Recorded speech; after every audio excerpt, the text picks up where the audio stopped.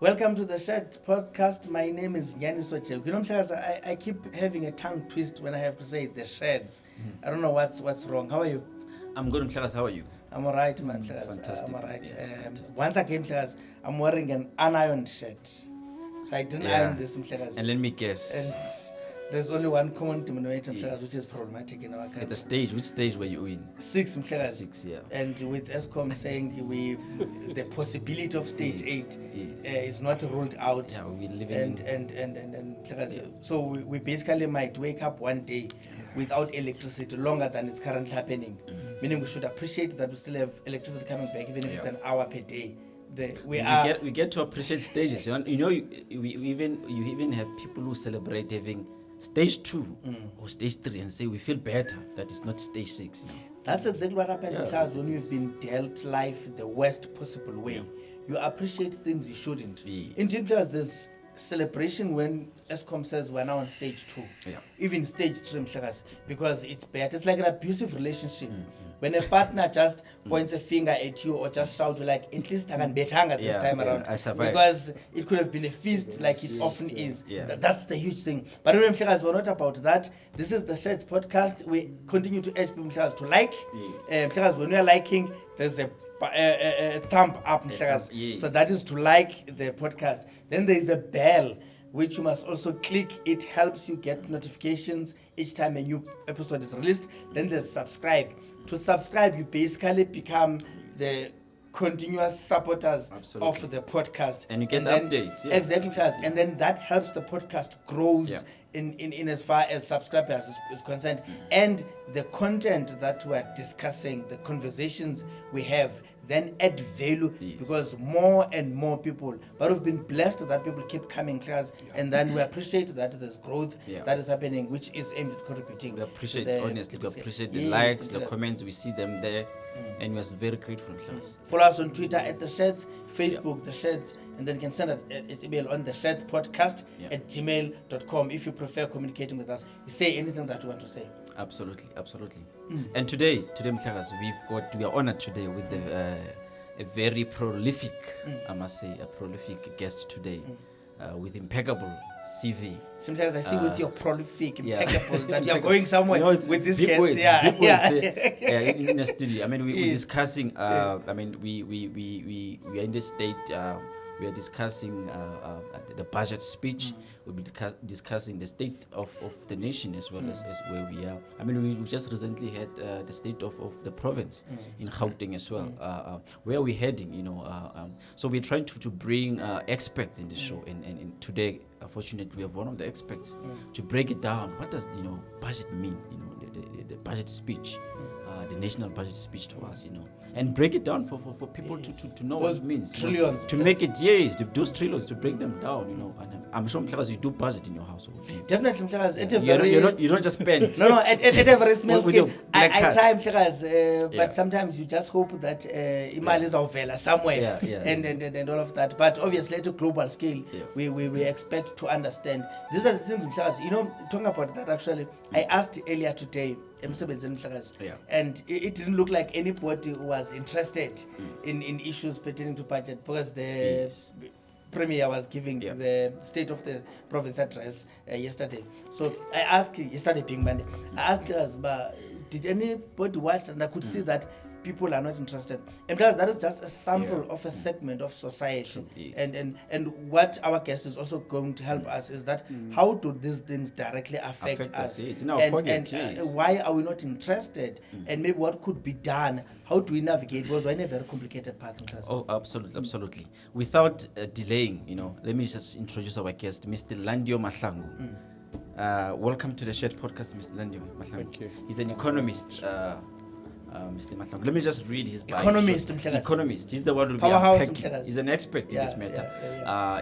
Me and you, we're just the host, Mhlakazi. So it's good that we have experts. It's the first time I've shaken a hand of an economist. Wow. I always see them on TV. I always see them on TV, Mhlakazi, but economist this. So Yes. Let me just introduce him, like Mr. Landiwe Mahlangu. He's an economist, and his bio, which is very impressive. It's that Mr. Landiwe Mahlangu is an economist by training And also he's a development strategist by profession. So that's one of his profession as well. Not only that he's an economist, he's a development strategist. Wow. He has an extensive experience in infrastructure development and financing, project and program management, and spatial planning and local economic development. He was the full-time chairperson of the Municipal Demarcation Board from 2009 to 2014. Yeah. And during his tenure, the Municipal Demarcation Board profile was raised as a key player in spatial transformation of this country because of him during that time. So prior to joining the Demarcation Board, he was also working at the Development Bank of Southern Africa, DBSA. In short, where he held various senior positions, and also the last position that he held at DBSA, he was the head of operations evaluation. In this position, he was a key evaluation counterpart with the DBSA funders and partners. He also led strategic and groundbreaking initiatives and projects at DBSA, including internal business processes renewal, labor job creation trust, and phase 1 of electricity distribution industry restructuring project. Wow. It's very long.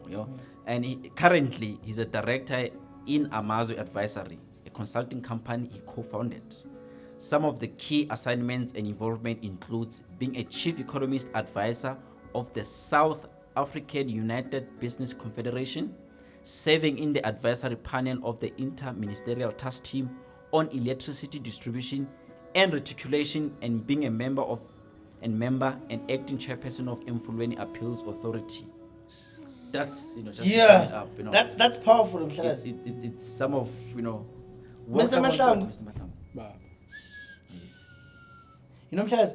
As you are reading, I'm thinking, first and foremost, what does it take to be an economist? Yes.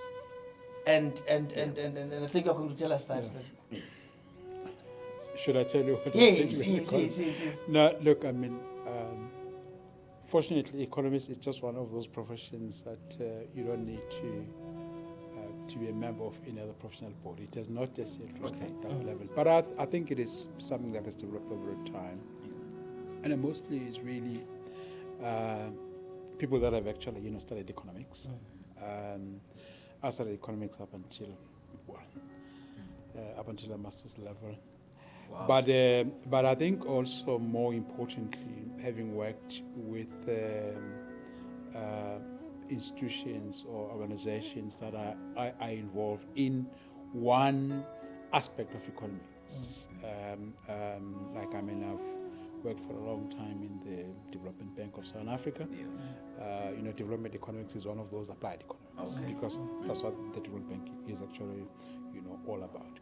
But I think, essentially, throughout those various experiences that you actually have, and being involved in related subjects, then you can say, look, I am an economist. I know at least this bit of economics. So it really a combination of studying subject and being involved in its practical application in whatever institution. That's what really is. So your experience and practical knowledge as well, and education combines.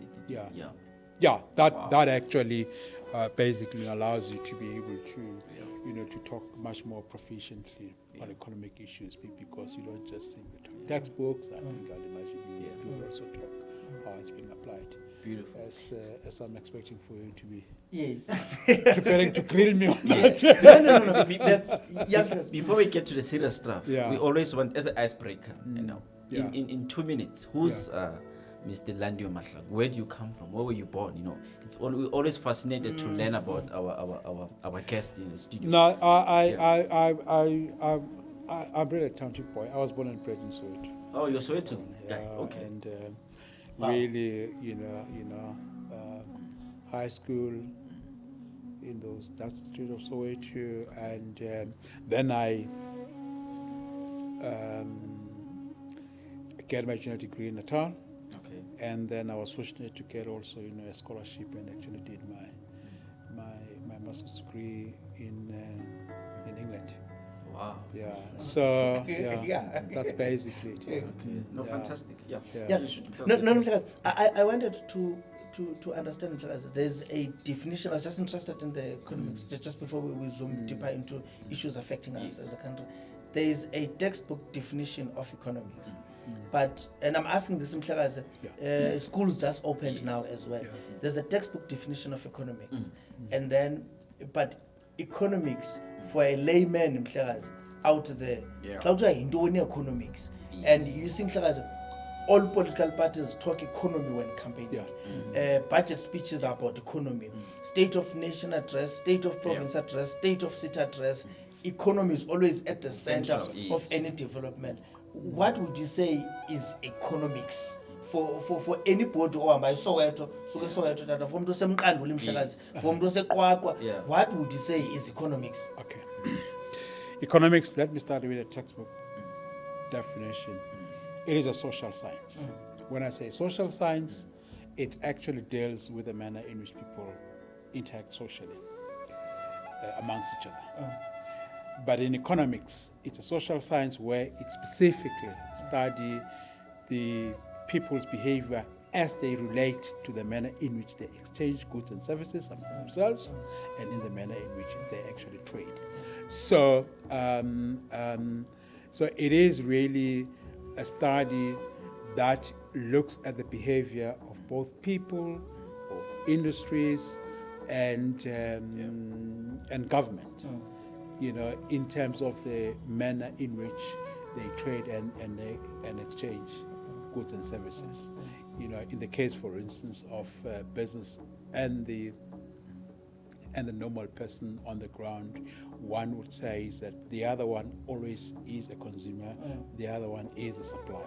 So Songa is economics. It is. It is a very important one. Yes. It is. Someone has to eat, someone has to buy. Absolutely, if somebody goes and buys something, obviously there must be somebody who supplies it. You say in economics, one of the basic thing is what they call demand and supply. So if somebody supplies the bread in these prices, and somebody is prepared to buy in that price. So that price that actually comes there, it's actually an essence of economics. It actually is basically a common denominator that actually governs the exchange between those two actors, a supplier and a consumer. Because way back, you just reminded me, my teacher used to say, the higher the price, the lower the quantity demanded. The lower the price, the higher the quantity demanded. Remember what it you drills to that. that. That's good. No, you're a good teacher. That was Mr. Luvuno. Way back home, I think I should give him credit. Yeah, he would sing it all along. So, at the very basic level, it's an exchange of basically two actors, the supply and the demander. And then that could be, as it were, normal consumer business, or it could be amongst business themselves, or it could be between business and government. So the basic rules are still there. One supplies, one demands, and both those actors are motivated by totally different motivations in actuality. As you say, if I am a consumer, in fact, I would like to ensure that I buy whatever is being supplied at the lowest price as I could. If I'm a supplier, I'll ensure that I get as much price as I can get for what I actually supply. So where those things intersect, that's a real price. Just one light thing. I'm looking at him and I'm just thinking, having a father who is an economist in I'm just thinking, is it something you apply in your household? I can imagine you will probably demand change, or if I want clothes, I can imagine I'm his son, I want to buy, I need 2,000 for a pair of sneakers, and my father being an economist, we will probably say 2,000 on a sneaker. Can you spend that money? How does it affect you at home with your family, and do you even ever think of applying it, or is it something? An economist. Yeah, to become an economist at home. No, I think I'm sure it actually affects everybody, precisely because the resources that we have, like in any country, are not infinite. They are limited. So we would always ensure that whatever we actually use those resources for, we use them in the most cost-effective way as possible. You know, I mean, somebody, my boy go and want to buy a sneaker for 2,000 rands, and I know that I must just pay for him, you know, almost a similar amount at school. I'll have to find for a textbook. You know, we may have to talk. Because surely there may be sneakers, and that's what economics is actually all about. That may be fulfilling the same purpose, maybe not as much. At a cheaper price. At a cheaper price, you know what I'm saying? So from Elof Street to you won't even see them, you know, it's the same. So yeah, no, it's really, again, I think that's the other important aspect of economics. It's basically ensure that how you use, you know, resources in the most optimal way to actually meet your basic needs. Moving forward, Mr. Mahlangu, I mean, we just come from the, we had the president delivering the State of the Nation address, and in Gauteng now we come from the State of the Province, and now we are in the midst of the budget speech, the national budget speech. You know, for someone who does not know and who probably doesn't know that they have to care about what affects them, what's the budget speech? What is it all about in simplest form? For a layman, you know, man to understand. You know. Okay. A budget of any country, it's basically, if you like, it's a plan. It's actually essentially a plan, a financial plan, in terms of which the government, in this time around, the national government, intends to firstly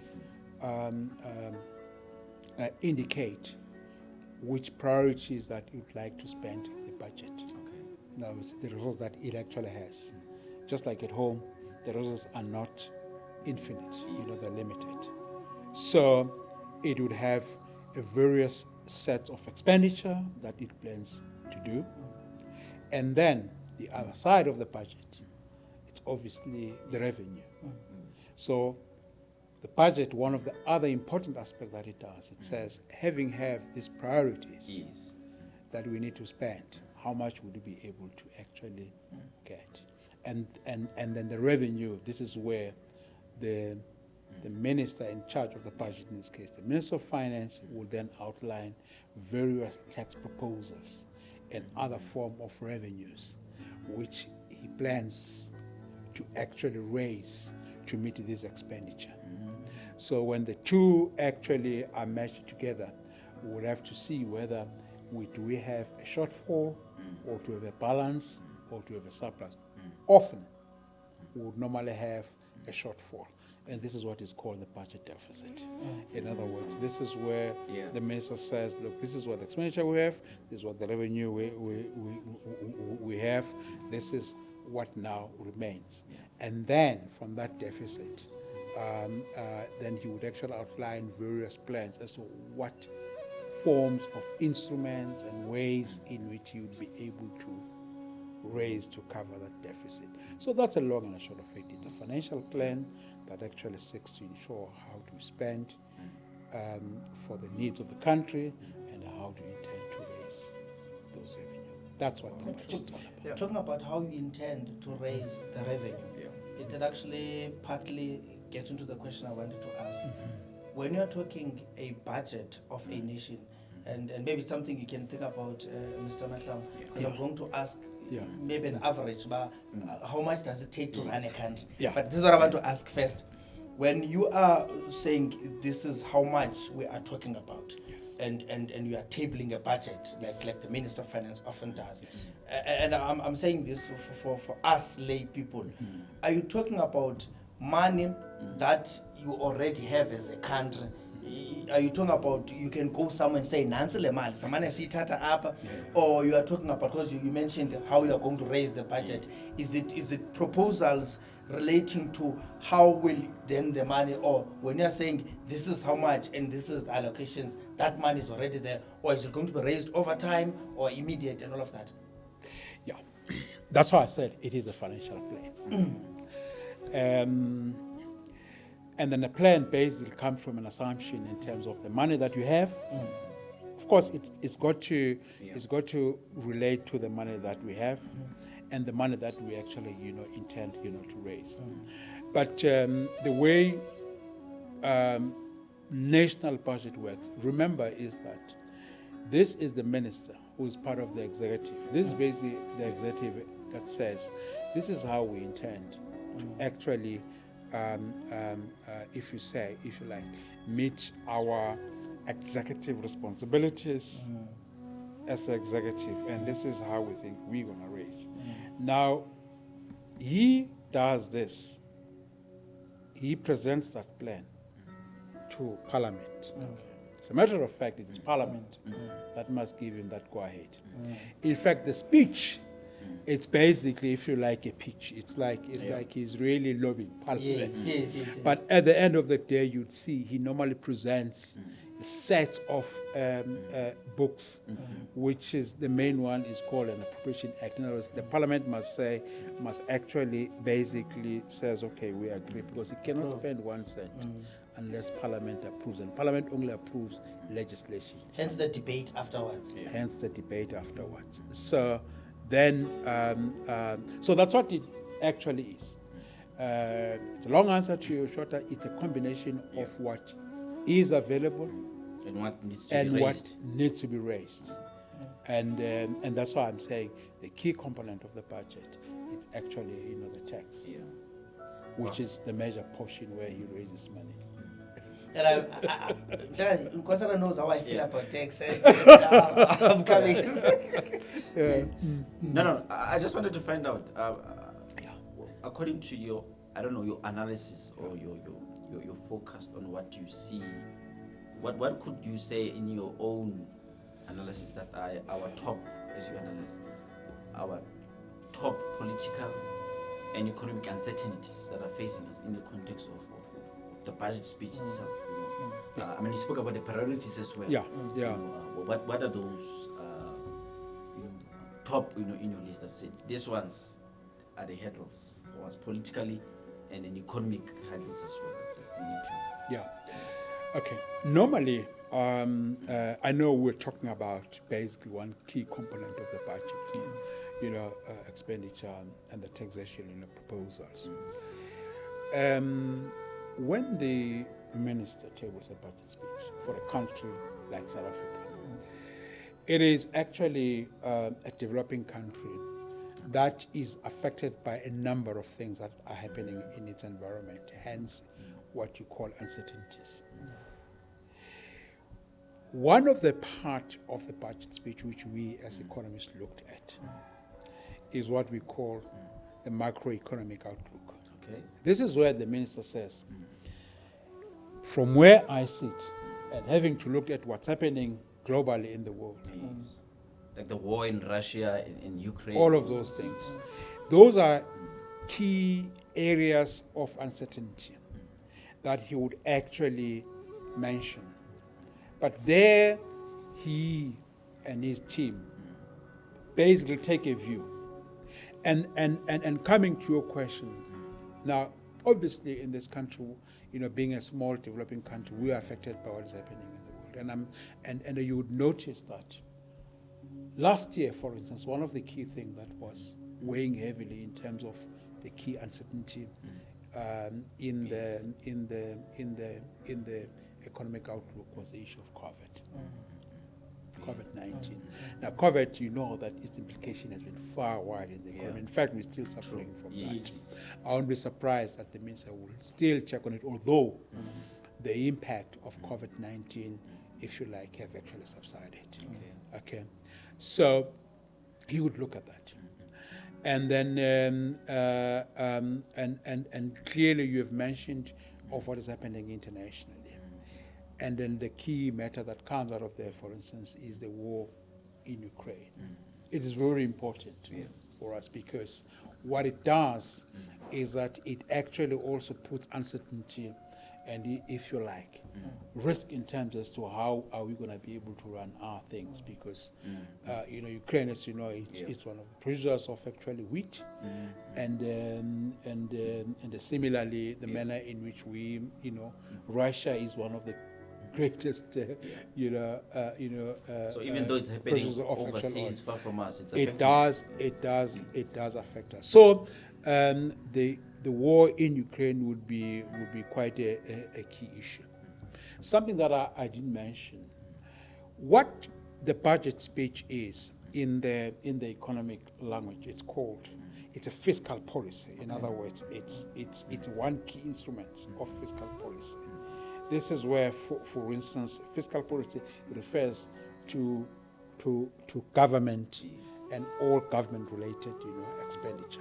So he would, because he's in charge of fiscal policy, he would mention all the other uncertainties there. I mention fiscal policy because there are two macroeconomic policies. It's a fiscal policy, which the minister, which the government is in charge, and you've got what we call a monetary policy, which is actually it's the responsibility of the South African Reserve Bank. Yeah. Now, the two works hand in hand. It's like really rowing a boat because they must go So you can't have one in without tandem. the other. Yeah, you can't have one of the other.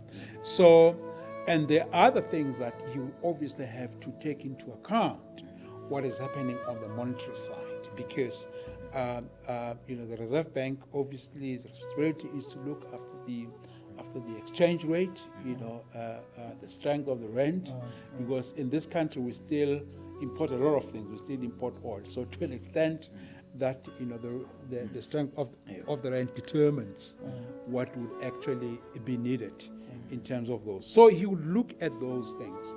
And I know one of the key issues on the monetary side, it's the issue of actually inflation. Yeah. Inflation meaning this continuous rise in terms of prices, not only here, but also internationally. Because of that, those are some of the uncertainties that he would actually, take into account. Then after that, then he would say, having looked at this, this is what we believe, then what our assumption would be in terms of, for instance, economic growth. And then on that basis, he would also say, what are those priorities that he actually wants to put across in view of those factors.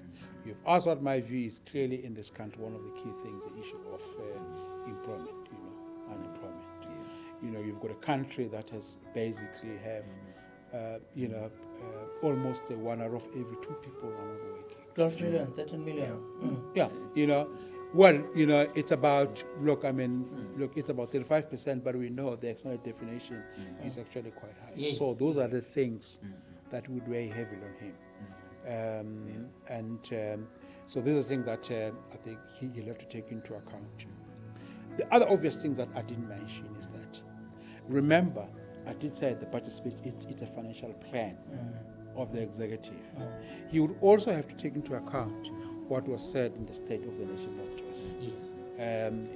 The president of the country in the State of the Nation basically puts what one is called lines of march. Yeah.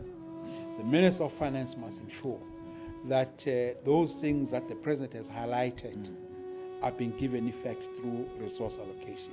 So the Minister of Finance will have to take into account what the State of the Nation, what the president has said in the various things, and actually ensure that they have a chance of being implemented by putting resources in it. So in short, yes, monetary issues, what is happening globally in the economy, in the State of the Nation, will be one of the key things that you have to take into account. Wow.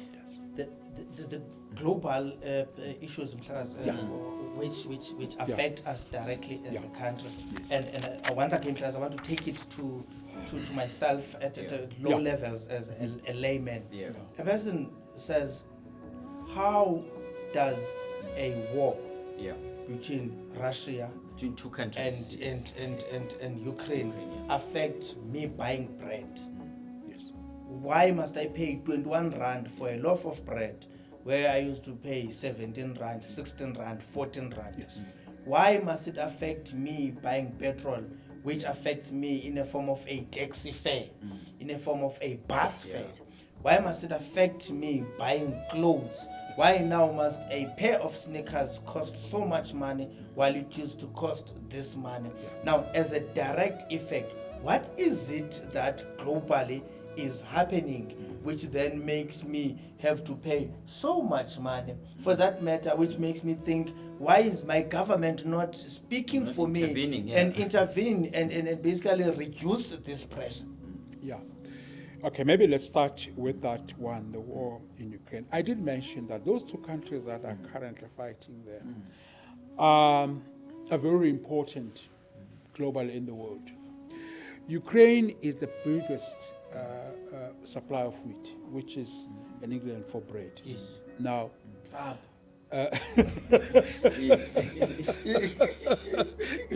so that's number one. Ukraine also happened to be one of the largest producers of sunflower, from which we derived cooking oil. And we're a huge consumer of cooking oil. Oh yes, yeah. Almost everything. Absolutely. Because of that, and because there's war, and it's already happened, it's unable to meet those demand and supplies of those two major products. So the world's held at ransom, especially us here in Africa, who import a lot of. Oh, definitely. Yeah, we do. And I did say Russia is also the largest. It's actually larger than Saudi Arabia, by the way, Russia, in terms of oil. Wow. Yeah. People maybe don't know it. Russia is one of the biggest supplier of oil outside OPEC. And then, because of that, oil is one of the major ingredients of fuel in terms of cars. So that itself has got an impact in terms of the prices of those. You're right. Now, if those countries are actually at war, there's two things that normally happens. Either the suppliers are being disrupted, or the supply of those commodities becomes not, they become reduced, not in the same quantity as you would during peacetime. Now, we've just discussed at the beginning of this program in economics that the scarcer the good is, the higher is the price. So you get the price of oil going higher. And in this country, in South Africa, we don't have oil. We're a price taker. So when the price of oil goes higher, it means the byproduct like petrol would actually go higher. And then now, when you go to your taxes, you might find that you pay far higher. I want to talk about scarcity of goods. Remember during COVID-19, people who appeared to have been able to stockpile alcohol, and when there were restrictions on selling alcohol, the people were buying cars, a bottle that usually would have cost 100 rand, 1,000 rand. So it was take or leave it. Yeah, it was take it or leave it. So that was addressing the issue of scarcity, so it becomes more expensive. So just in that war itself has just got that impact. And it's not only direct impact to us, it's also secondary impact. What some of our suppliers of goods may be depending also on like our on farmers those countries. here locally Exactly. And because of that, you would find that we really become affected in different ways. But one of the major things now also that globally affects us is the issue of inflation. Now, inflation, particularly in the countries, for instance, of the north, it's a major problem. One can go on as to what causes this inflation globally, but it's also been caused, or it is actually a result of a very disrupted supply chains during COVID. So what happens is that they also don't get the kind of goods, both final consumer goods what they supply, and also intermediate goods that are actually made to manufacture. As a result of those, prices in these countries have become quite higher. Now, what then happens is that these countries cannot afford to have prices high because you know that a higher price hits the pocket of the population. So for them to be able to ensure that the price don't go higher, they start actually, if you like, increasing their interest rates, because interest rates is a price of money. And when they increase interest rates, as you know even here, how does it affect us? It means that people cannot get the kind of money, whether it's credit, whether it's loans at the same rate as used to do. If they don't do it, once that actually happens, they find that business are struggling. When business are struggling, there's no supply. When there's no supply, you actually have a situation. There's a huge ripple effect. Fascinating, Mr. Mahlangu. I think you touched a lot on external, which which are global issues on terms of. But I wanted to say locally, what are those risks that we have as a country? I think as a country, would load shedding be one of them? How would you rate? It's one of the key. Yeah. Load shedding is now really the number one binding constraint in the country. I mean, that one doesn't even need interpretation. You could see. You could see that with this load shedding, particularly the stage 6 and others, business literally ground to a halt.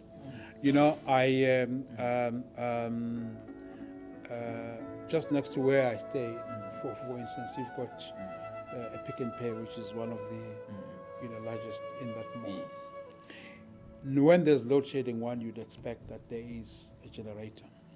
What has now happened is that when there is load shedding, they just close the shop. Now, I mean, that it's a clear thing, because if you look at these shops, most of them sometimes, they gross close to, 530,000 every other day. If, for instance, they close for 2 hours and all that, they could just a crude calculation of the money that they lose. It's high, and when they lose money, they can't do that. It means they'll have to cut costs somehow. So somewhere down along the line, we find that load shedding actually leads to lower growth, and lower growth means actually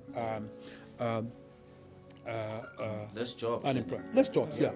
So load shedding is one of the binding constraints. So on that, this then means, with a store that now closes when it's load shedding for 4 hours and all of that. No generators, no generator. This means, even when a generator is there, and I'm thinking, and Mr. Mahlangu will confirm if this could be the case, it has become expensive for this store to maintain the running costs, which now add a generator, a fuel. Remember, the generator quickly needs to be maintained as well. There's a fuel now that the store, which is very big, must run on a generator, meaning must be on fuel for 4 hours. Something a store could not have initially budgeted for. It finds itself having to spend a lot of money. But this is where it even becomes terrible, because what happens to the employees? So they maintain their salary. Does the shop now have to say, because we are closed for 4 hours or for 5 hours or for the whole day, we are not going to be paid? Obviously, there may be, maybe the shop may have taken a view to say, maybe for now, in the immediate term, let's rather take a knock in terms of rather paying employees sitting down there rather than us running this generator, because it could be that even if they run that generator, maybe the people that still comes in the shops is not worth it. So your point is right, that so load shedding is a key constraint. But there's two other more that's really important. I did mention unemployment. This is becoming a real crisis, and we've just simply said, load shedding itself is not assisting for us to actually getting jobs. In fact, I think we have rightly observed that this load shedding might actually even make the problem bigger. But unemployment itself is that you have basically what we would call a lower aggregate demand. If people don't work, it means there's no demand for goods. If there's no demand for goods, it means the economy is not growing. So that's an unemployment that is a key thing.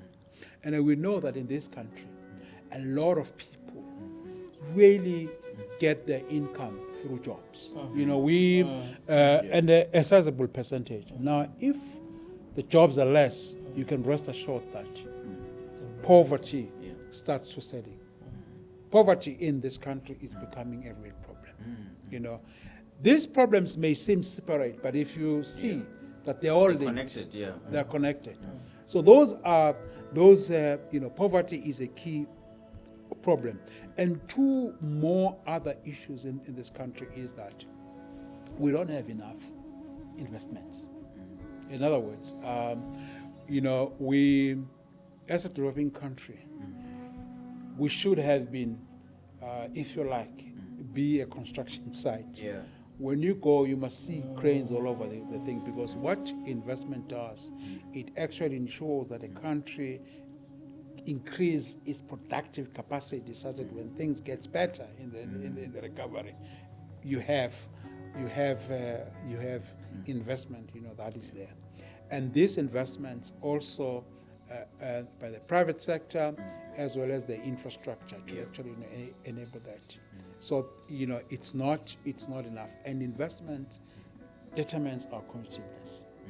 You know, you are competitive as a country if you've got roads, if you've got functioning ports, if you've got, you know, water, and then we did mention, obviously, you know, electricity as well. So that investments in infrastructure is also not of the same level to actually propel the country to actually grow.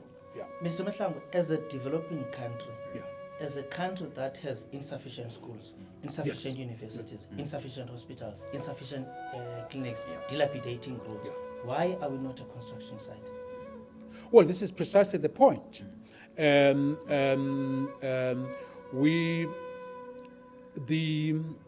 One of the other challenges besides investments is also that we, I think as a country, and I think it's one of the things that the minister will touch on it, we are also hugely indebted. You know, although it's not a problem if a country develops. But if a country does not develop and doesn't get, then the debt becomes quite, if you like, very constraining. You know, for every revenue that we get, 20 cents, let's say 20% of that. For every rent, 20% of that we are using to actually service, not repay, service the debt. Just so interest does not balloon. And I did say, you remember when I said the budget deficit is where the minister is going to talk around. So in other words, is that the minister will have to ensure that as he raises other source of funding, of which loans are the major part of it, he must ensure that the debt does not become too high and the service doesn't become unsustainable. Hence, you normally hear in the press people say the budget is like a balancing act. You know, you need to ensure that you do all other things without. Loans, you know, major role players in matters of economy and commentators often decry the trajectory the country is taking towards loans. They simply say, it could be potentially a one-way ticket to hell. Is there no other way? And so, somebody once said, we should think of the generation to come. We are venturing on a journey where our children will be responsible for repaying these loans. And it also touches on why there are no tax reductions. And because Sarah often laughs at me, there's this pain that I feel when I look at the amount of tax you have to pay. And it's even worse during COVID. I could have wished for something where government says there's a tax break for a month or two, a tax holiday where we are not charged tax, so that there's money that comes back to us, and money that comes back to me goes back to the country in the economy, because I'll spend that money. But the loans that the country, is it not a trap of some sort where we'll find ourselves unable to move as a country? Yeah, well, this is where I think the budget becomes quite important. And this is what you've touched on. It's probably one of the most important debate that will have to take place in Parliament. Because you are right. Loans per se are not necessarily bad. If you use them, for instance, what we have just said, if you use them for capital expenditure like infrastructure and increasing the capacity of the country to produce productivity of the country is. It becomes a problem if loans are used not for that purpose. And then you are right. Although it's South Africa, there is a particular benchmark that, for instance, have been used. South Africa, it may be, you've got about 70 or 72% of total indebtedness as a percentage of GDP. In other words, a GDP of this country is about 3-4 trillion. As long as you stay in a particular percentage in terms of the total loans that you have, experts say no, you could still scrape through. Remember also that indeed you must also ensure that your budget and the service costs are not unsustainable, and this is where it becomes quite important to say, as long as we raise these loans, therefore use of productive capacity, and then as the growth kicks in, we will be able to afford those. Every other country does that, and there are particular benchmarks that are being used. And in fact, some people, as you see probably after tomorrow, this is the matter that they'll be speaking, because there are a lot of opinions, and particularly on the issue that you have said, are these loans not really trapping ourselves? Aren't we, we should see ourselves in the debt trap whereby we just simply work to actually repay this. It's actually quite high. I mean, for every rand that we raise, to pay about 20 cents of that, it's a lot of money. That money could go to schools, could go to the meaning the taxpayers will dream for, we will never get them. Actually, in the last year's budget, and I think that figure won't change, just the money that we pay for debt services is number 3 after social and actually health, and I think it is number 3.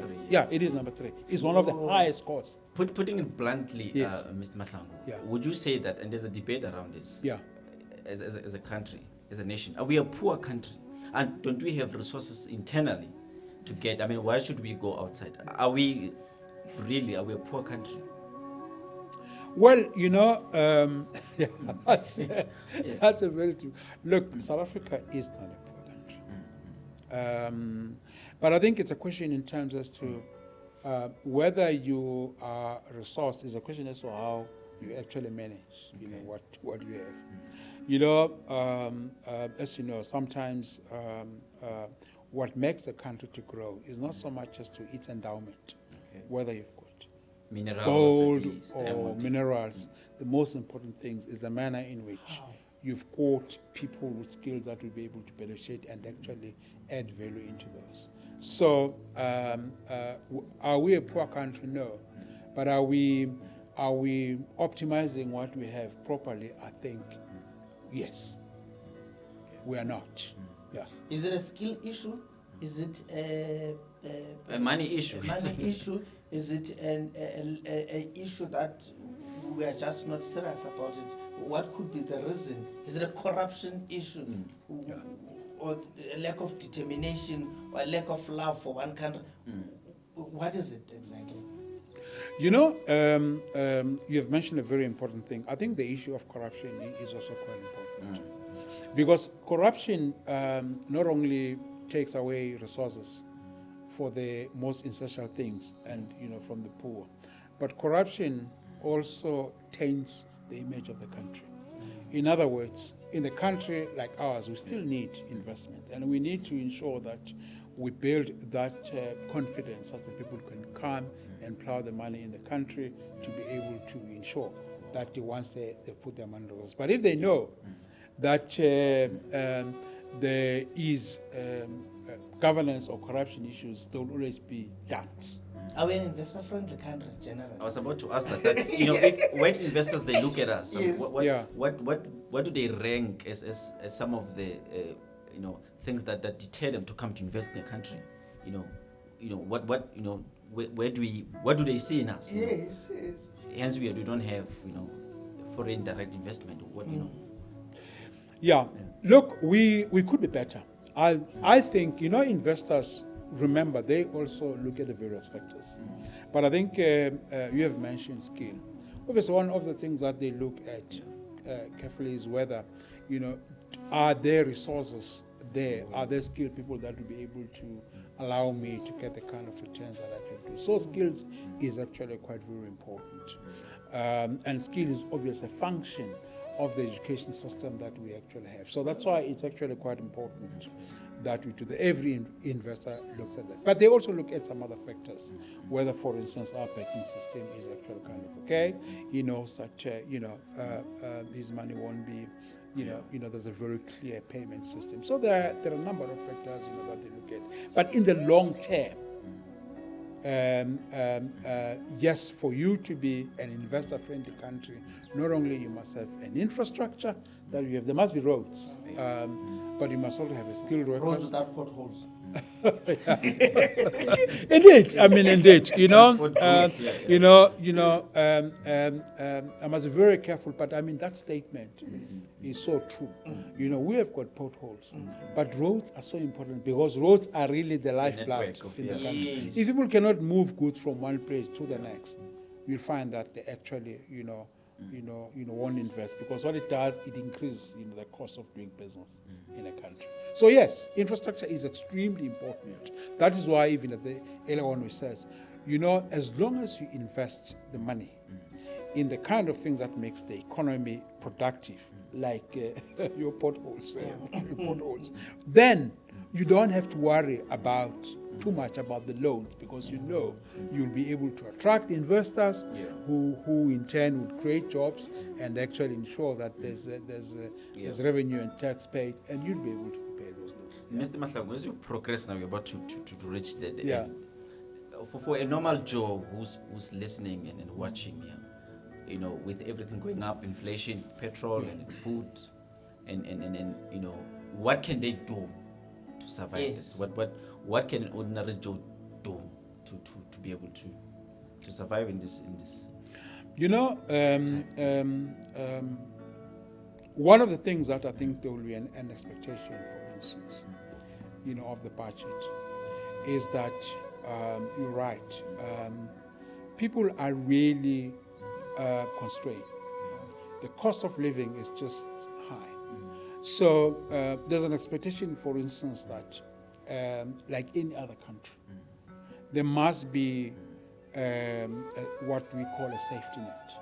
So I expect, for instance, and I think even ordinary people reasonably must expect that the government would do something to alleviate, their plight. So the social relief grant, I think, would be very difficult to do away with them, and it's almost certain that they'll retain that in some form. So that's very important to really now safety net, to ensure that people don't fall into absolute poverty. So that's what would ever happen. But I think even more importantly, I think ordinary people also expect some kind of services. People would like to see that when they go to the clinics, those things work. I mean, they get attention and they also get drugs. People want to see that as you say, that the schools function will work properly. More importantly, people want to see that at least they do get some kind of a reliable electricity, and I think every other country, every other budget must actually inspire people to actually make a contribution. In other words, you're talking about an ordinary person in the street.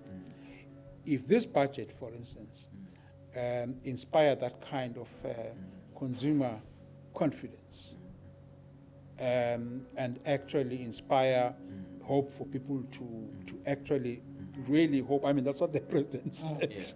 To rekindle those hope, and for people to actually seek, opportunities that are actually available. It would have achieved, a great deal. So yes, I think people are right to actually expect some kind of relief, some kind of services, and some kind of actual hope. In my small mindedness, the working class, the workforce of the country carries the country. I'm just talking about people who are employed. It doesn't matter where are you employed.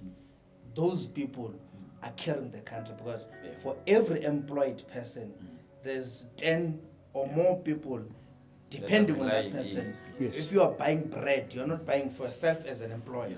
You're buying for many other people. And if you're paying rent, if you're paying a bond, if whatever you do with your salary as an employed person, it's actually not it doesn't directly benefit you only. What can be done to alleviate the burden that the employed are carrying in this country? What is it that, even through budget or through state of the nation address, through state of the province address, through state of the city address, what is it that can be done to alleviate the burden that is carried by those who are employed, so that they can continue doing it with love? So that they can continue to pay taxes. Yes, yes. No, absolutely. Look, one of the things that in the budget it's been emphasized, let me start there, is the fact that they call it social wage. In other words, they're basically trying to meet halfway for the kind of burden and dependency that, particularly on the black people, because it is estimated basically that for every worker, directly or indirectly, there are about close to 6 or 7 people that are actually dependent on that income. That's a big number, It is a big number. Actually, I say 6 or actually 7. People say 5, but it is quite high, and it is something that you don't have research. You could see, So, what can be done to answer your question is that when I say they must meet them halfway, is that the government must make sure that it makes a special effort, because one of those people that are dependent on your salary are people that are actually at school. And I think one would expect that government has to. It's already spending so much on actually education, but it has to ensure that it actually assists people to carry out that burden by actually ensuring that schools are effective and then schools are free. Okay. Imagine class if we were not paying school fees, how much would save? It's a lot. You can go for grocery. That's exactly the point. Even health, Yes. and then if you're not paying medical aid. But I think one of the things also that is actually quite important, and this actually talks to, for instance, the state of the province's address, which I think provinces and the local government must deal with, that is the issue of transport. People, even those that are working, they spend a substantial portion of their salaries on transport. Transport is a major expenditure. Yes. So the government must really move speedily to actually ensure that public transport, reliable, is provided. And I think also we are known in the world to have delivered houses for most all of the group, but those houses are far away from the government. Must actually say, you know what, people are actually prepared even to live in smaller houses as long as they are nearer to their work. So there must be a reorientation of that policy. In other words, to say, let's do the things that we used to do, but actually differently, and all of that must be centered to actually alleviate the burden that you have correctly pointed out, of actually money being spent on transport, being spent on at actually school, and basically even time, being spent traveling, from home to work. I just want to tap on his involvement as an energy advisor. Yes. And I want to know, man, is there, because I don't hear much of this, that's why I want to ask this, because I hear more of the unbundling, right? Yes. Yeah. And I hear things centered around ESCOM. How can government and major banks and any other societal role player assist us individually, to alleviate, as citizens now, to alleviate the burden we are carrying as dependent on electricity? How can we, what is it that can be directly done now to affect me? I can't afford solar panels in Mhlakazi. I don't have 60,000 to have sufficient. I can't afford to now change the electric stove to a gas stove.